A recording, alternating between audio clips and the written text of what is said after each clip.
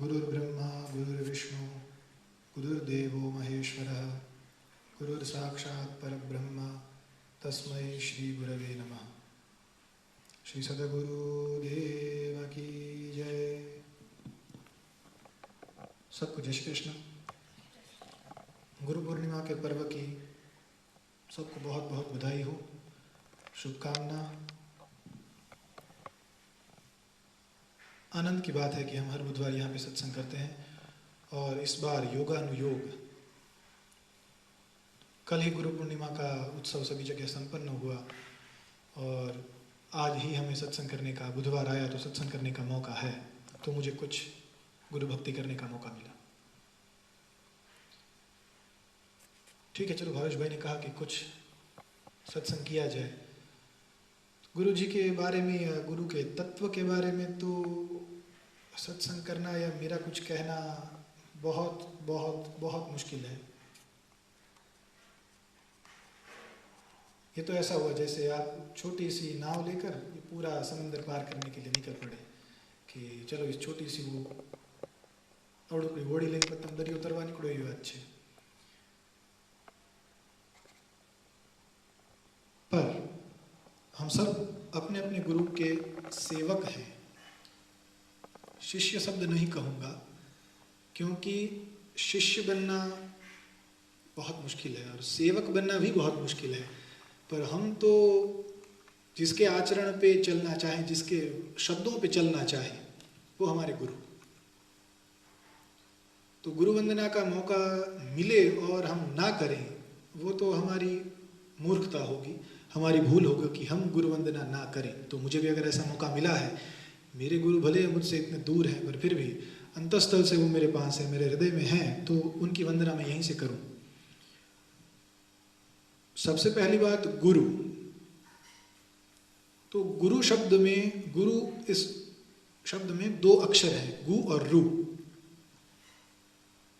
तो गु का मतलब है अंधकार और रु का मतलब है प्रकाश। जो हमारे जीवन से अंधकार को मिटा के प्रकाश को ले आए, वो है गुरु। फिर वो कोई भी हो सकता है। मैंने कल कहा था, ऐसी बात नहीं कि जिसने धोती पहनी हुई हो, जिसने सन्यास लिया हुआ हो, जिसके सिर पे बहुत बड़ी जटा हो, बहुत लंबी दाढ़ी हो, जिसके हाथ में माला हो, या जो कथा करता हो, या जिसने चंदन किया हुआ हो, वही गुरु नहीं। गुरु की ऐसी कोई जगह व्याख्या नहीं है कि गुरु का आपको गेटअप बताया जा सके कि जैसा ऐसा जहां देखो वो आपके गुरु नहीं। गुरु जीन्स पैंट में भी हो सकता है, गुरु फर्स्ट क्लास साड़ी में भी हो सकती है, गुरु कहीं भी मिल सकते हैं, पर आधार है हम पर, हमारी जिज्ञासा पर, हमारे भाव पर।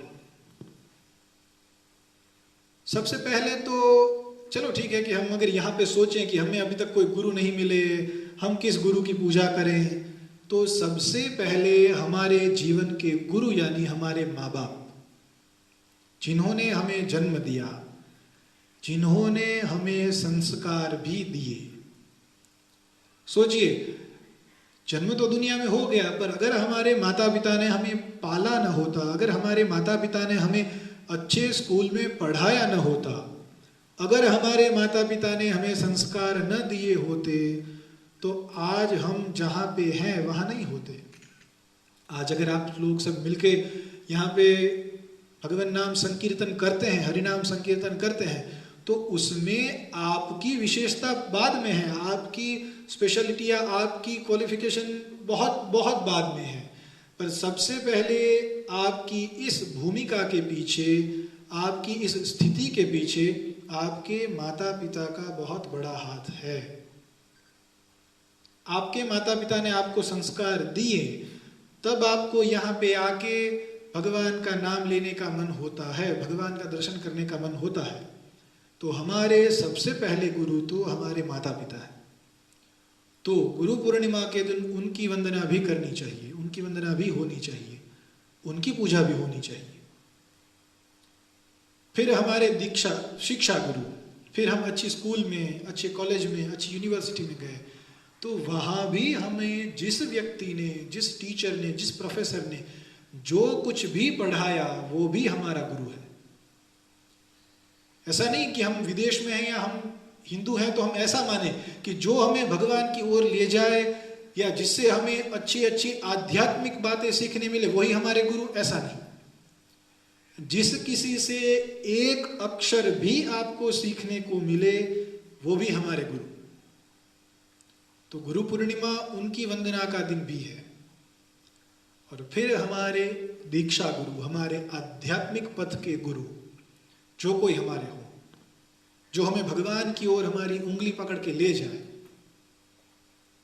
कल मैंने कहा था कि यहां पे अगर लोगों को कहीं जाना हो तो आप यहाँ टॉम टॉम रखते हैं, वो जिसमें आपने एड्रेस पोस्ट कोड डाल दिया तो वो आपको रास्ता बताता है कि यहाँ से right low, left low, first round about, third exit, जो कुछ भी है। तो आप टॉम टॉम में एड्रेस डालते हैं और आपको वो अपने रास्ते ले जाता है बिना टॉम टॉम के। कितने लोगों से फोन करना पड़ेगा मंदिर में, शास्त्री जी ये एड्रेस कहाँ है, हम यहाँ पे पहुंचे, अब यहाँ से कौन सा टर्न ले, हम इस राउंड अबाउट पे है तो वहां कैसे आए।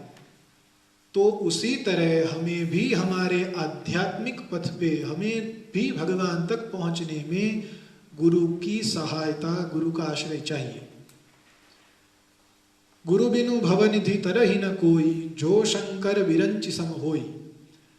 तुलसीदास जी ने रामचरितमानस में यहां तक कहा कि गुरु बिनु भवनिधि तरहि न कोई, गुरु के बिना इस संसार से कोई भी बाहर नहीं निकल सकता, चाहे जो शंकर विरंचि सम होई, चाहे वो भगवान शंकर या ब्रह्मा जी की तरह इतना होशियार या इतना बड़ा देव क्यों न हो, पर अगर उसके पास गुरु नहीं तो वो कुछ भी नहीं। गुरु है वो हमारा आधार है। हम इस वक्त जिस स्टेटस पे या जिस जगह खड़े हैं तो हमारी नींव हमें नीचे से हमारे गुरु ने ही पकड़ा हुआ है, उसके बिना हम खड़े नहीं रह सकते।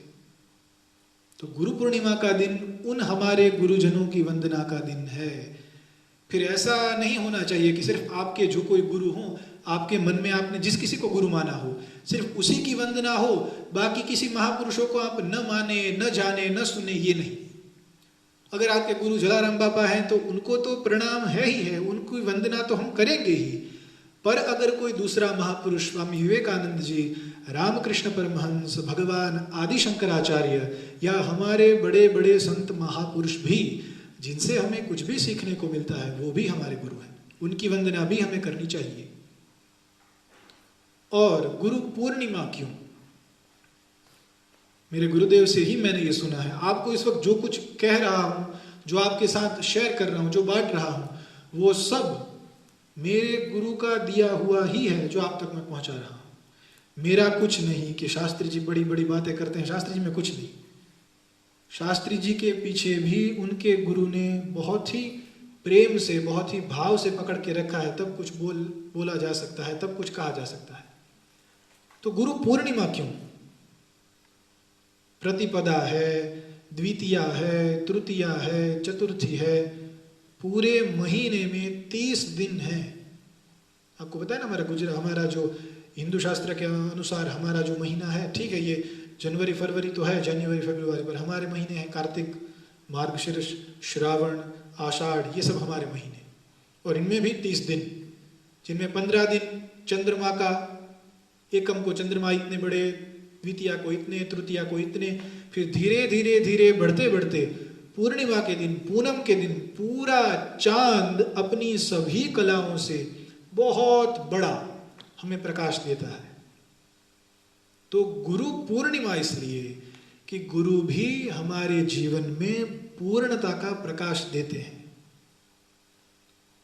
चलो अगर किसी ने कहा होता कि 14वीं का चांद हो या आफताब हो, जो भी हो तुम खुदा की कसम लाजवाब हो, ये गाना हमने सुना है, हमने कई जगह सुना है कि 14वीं का चांद लगे 14नो चंद्र वो सारो होए, 20नो चंद्र, द्वितीया का चंद्रमा, उसकी भी पूजा होती है। तो फिर गुरु के लिए ही पूर्णिमा ही क्यों? तो महापुरुषों ने कहा कि जिस तरह पूर्णिमा के दिन चंद्रमा भी अपनी पूरी कलाओं के साथ खिलते हैं, उसी तरह पूर्णिमा यानी गुरु भी हमारे जीवन में चंद्रमा की तरह पूरा प्रकाश फैलाते हैं। आप लोग कभी अनुभव कीजिएगा ये, जब कभी पूर्णिमा हो, जब कभी पूनम हो, तब घर की सभी लाइट बंद करके, अगर टेरेस या ऐसा कुछ हो या बालकनी कुछ हो, तो सभी लाइट बंद करके चंद्रमा की उस पूर्णिमा की चांदनी में आप बैठिएगा, आपको इतनी शांति, इतनी शीतलता और इतना प्रकाश मिलेगा कि आप आनंद से भर जाएंगे। उसी तरह जैसे पूर्णिमा के दिन चंद्रमा के प्रकाश में सब कुछ आपको स्पष्ट क्लियर दिखाई देता है, उसी तरह गुरु भी हमारे जीवन में जब आते हैं तब हमारे जीवन के हर एक अंधकार को दूर करते हैं। आपके मन में सबसे पहले हमारा जन्म होता है, हम पैदा होते हैं, तो हमारे में बहुत सारे असंस्कार, जब पैदा हुए तब हम पता है कि भगवान कृष्ण कौन है, भगवान राम कौन है, सबको प्रणाम कैसे करना चाहिए, बधाने जय श्री कृष्ण केम कहेवाय, मोटा वडील मळे तो पगे लागवू જોઈએ, આપણા જેવા સરખા હોય તો જય શ્રી कृष्ण राम राम कराय। ये सब हमें कौन सिखाता है? हमारे जीवन के ये असंस्कार किसने दूर किए? हमारे माता पिता रूप गुरु ने। तो वो अंधेरा दूर हुआ। फिर हम बड़े हुए, हमें पढ़ना लिखना है, हमें आगे बढ़ना है, बड़ा होकर बहुत बड़ा आदमी बनना है, सॉलिसिटर बनना है, डॉक्टर बनना है, वकील कुछ भी बनना है, पर उसके लिए ज्ञान चाहिए। तो ज्ञान कौन देगा? गुरु। तो उस गुरु ने हमारे बुद्धि की जड़ता को, हमारी बुद्धि को, अज्ञान को दूर किया और हमें ज्ञान दिया। और फिर हमारे जीवन में अशांति आए, हमारे जीवन में युद्ध, हमारे जीवन में शत्रुता आए, हमारे जीवन में काम, क्रोध, लोभ, न जाने क्या क्या आता है, उन सब को भी हमारे आध्यात्मिक गुरु, हमारे गुरु दूर करते हैं। इसका मतलब हमारे जीवन का सभी प्रकार का अंधकार हमारे गुरु दूर कर सकते हैं। इसीलिए किसी गुजराती कवि ने बहुत अच्छा गाया है, गुरु दीपक गुरु चांदलो, गुरु विण जग अंधार, एवा ज्ञानी गुरु ने नहीं विसरू, गुरु मुझ प्राण आधार।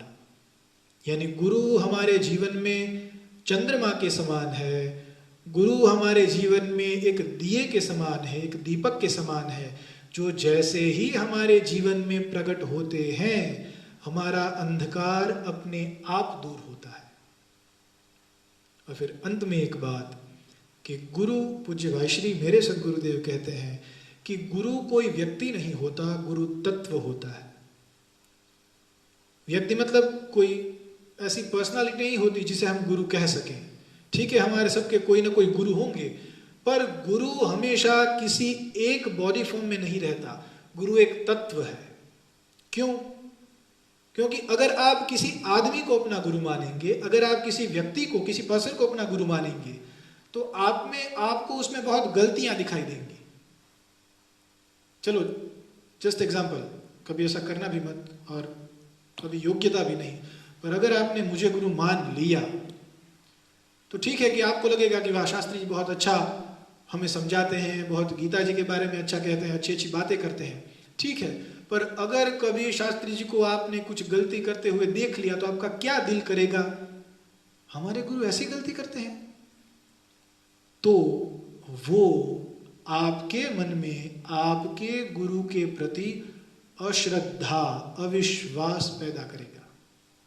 इसीलिए भाई श्री कहते हैं कि गुरु हमेशा तत्व होता है, गुरु कोई व्यक्ति नहीं होता।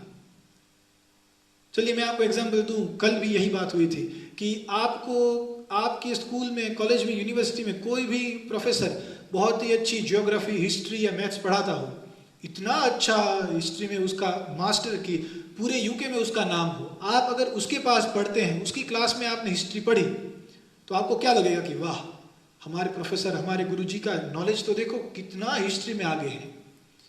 तो आपको उनके प्रति अच्छा भाव तो हुआ, उनके प्रति आपको रिस्पेक्ट तो हुई, आपने उनको गुरु मान लिया, ठीक है।